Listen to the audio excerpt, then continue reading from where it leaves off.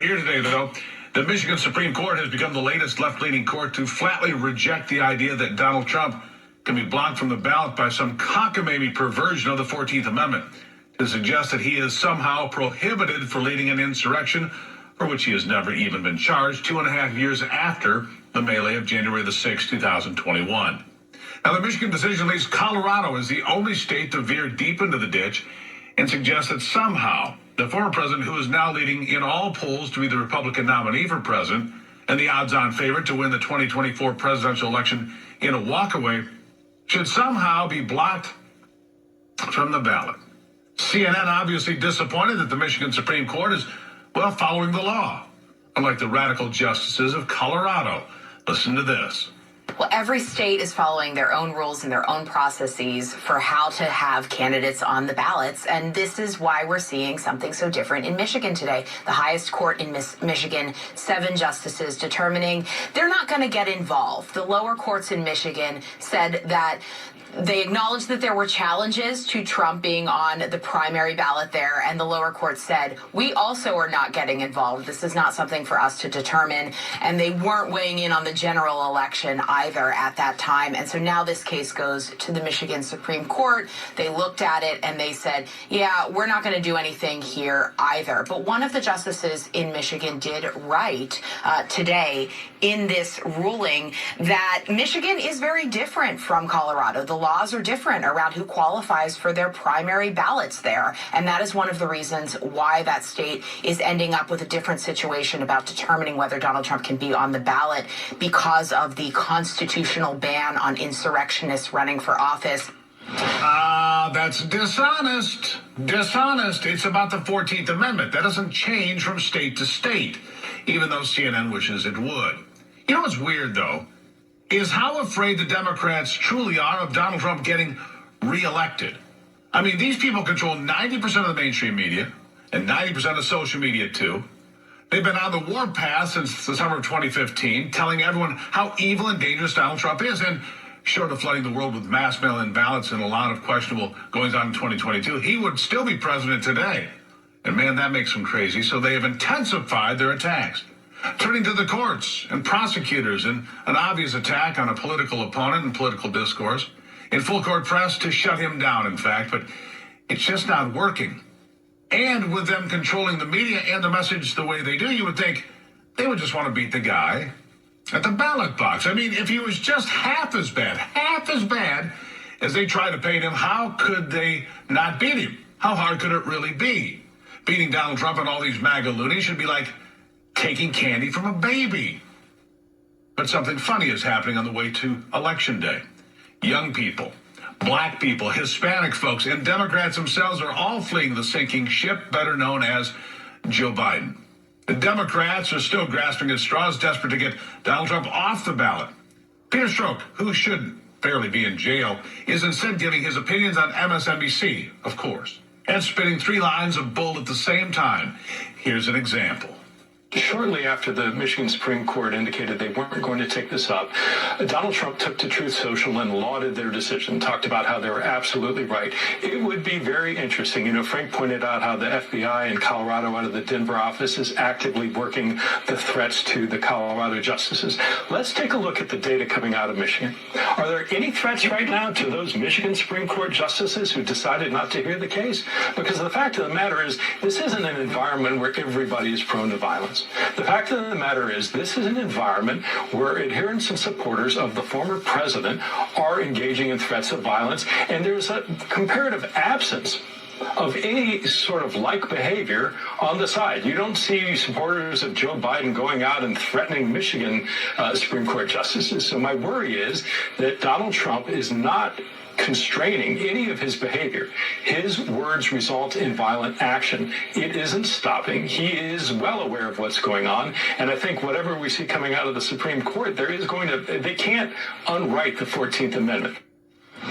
Let me just go ahead and correct everything that he just said, because there is no truth that any Colorado Supreme Court justices have been threatened by anyone. That, according to police and officials in where? Colorado. Listen. The Denver police did have to respond to what they said was a hoax report at one of the justices' residences. No specific threats to the justices in those forums, from what we understand. So no specific threats at this time that are requiring law enforcement to make arrests. Those are very non-specific threats at this time. There has also been generally law enforcement looking into the discussion about these justices on online forums, particularly some general discussion among extremists and people who are pro-Trump. Did you hear that? No specific threats. None. Yeah, so for Peter Strzok, another failed argument by a guy who ran dirty tricks against the former commander-in-chief, and like I said, should be in jail for his stunts, the ones he pulled to get his political side a win against the man that beat them. But I digress. Let's just call it for what it is. People know the country was stronger, safer, and more prosperous during President Donald Trump's time in office, and they want that back. Are you better off than you were 3 years ago? No is the resounding answer from millions of Americans. Americans are rejecting Joe Biden as the weakest and most unpopular president of the modern era, maybe ever, in fact. They are rejecting Bidenomics and the failing economy. They're rejecting the wide-open border that is putting us all at risk, and they are rejecting the failing foreign policy that is putting us at a disadvantage with the Chi-Coms and others.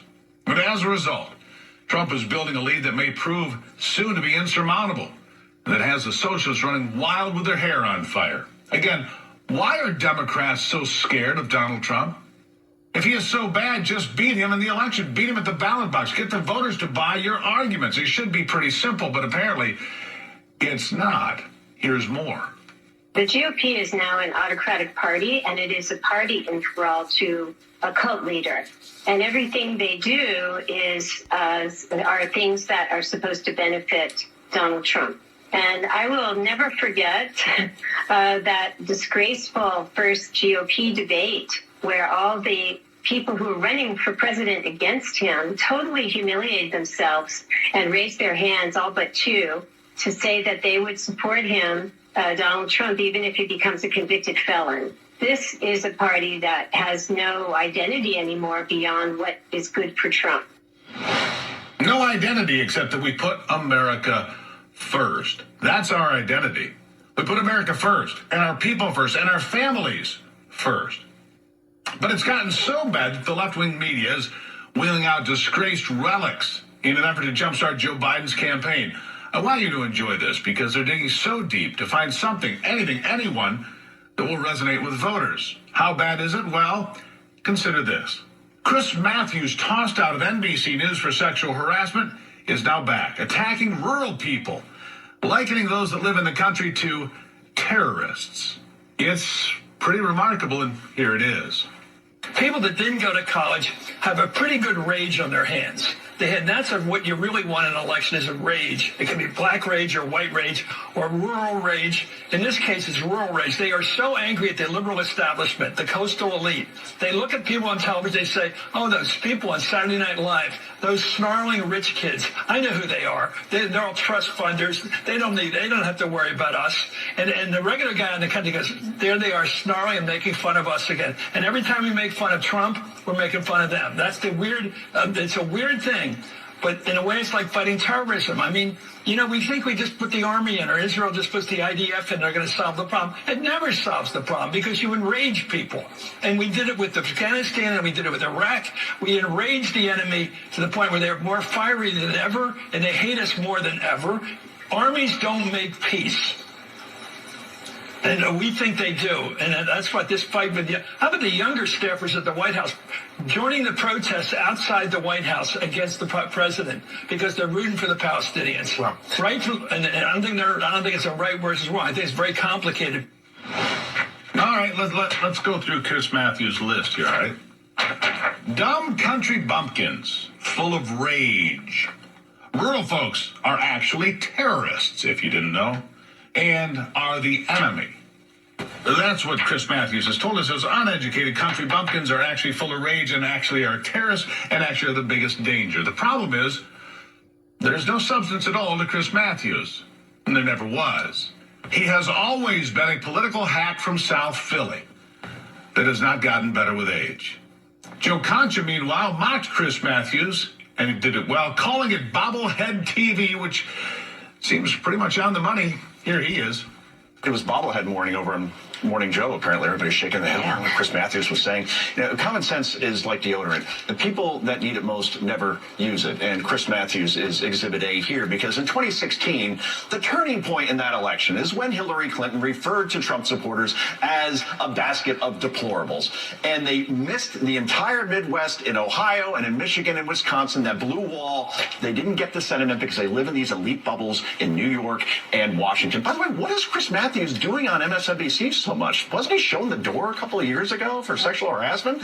Boy, I guess you get a do-over over across the street. Yeah, go figure. Look, here's the bottom line. He says that rural voters are angry. No, everybody's angry. 78% of voters believe the country is headed in the wrong direction. That's an AP poll. An overwhelming majority think the economy is going to get worse. We've talked about crime. We've talked about the open border. We've talked about education scores being at a 30-year low, and the world seems to be on fire. Yeah, people are angry right now, and it's not just those who live in West Virginia or Wyoming. I think that's the best line of the day, by the way. Common sense is like deodorant. Those that need it the most use it the least. Thank you, Joe. Meanwhile, Donald Trump is enjoying another victory. As I said, this one in Michigan. It comes on the heels of Jack Smith getting rejected by the United States Supreme Court to fast-track his case against the 45th president.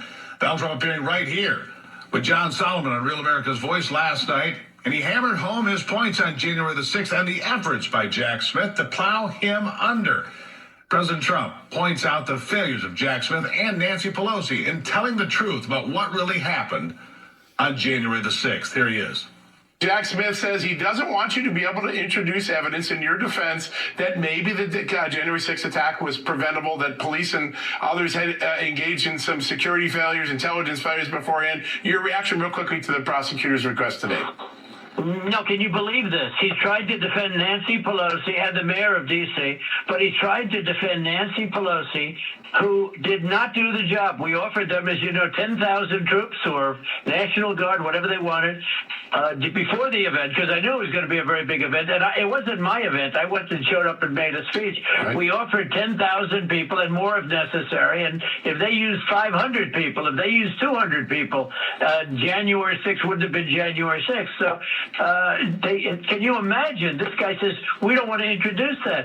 Well, that's a very big part of it. She was responsible for January 6th because she didn't take the security that we offered her. We offered her 10,000 troops. And, you had far fewer people than that. Yeah, Trump says that Jack Smith is clearly trying to hide the truth. Of course he is. From the court, and more importantly, from the American people. Listen to this. And a lot of that evidence was pinpointing that Nancy Pelosi didn't take the troops. Days in advance, I said it. And I said it loud and clear. And they know I said it because I believe it was the mayor wrote a letter back that she doesn't want the troops. Yeah, it's in writing. But can you imagine a man saying, we're not allowed to bring the fact up that I offered 10,000 troops for January 6th? Yeah. Look, he's got a bad record. He's lost a lot of cases, and he loses them because he goes too far. He's a sick puppy.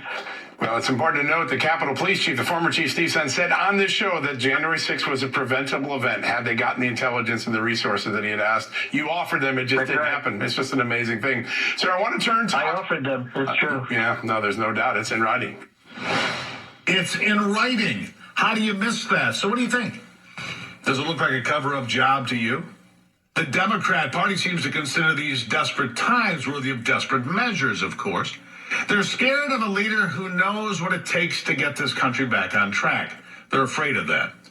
They don't lose all that they've done to us in the last few years to set us backwards, but they picked a fight with the wrong people. Those uneducated country bumpkins who love their country and who want to see it rise again as a shining city on a hill. In the words of previous leaders like JFK and Ronald Reagan, who believed in the United States of America, Republicans, Democrats, across party lines. These battles will play out in 2024. And in the meantime, we will continue to make our voices heard, just like you do. Coming up after the break.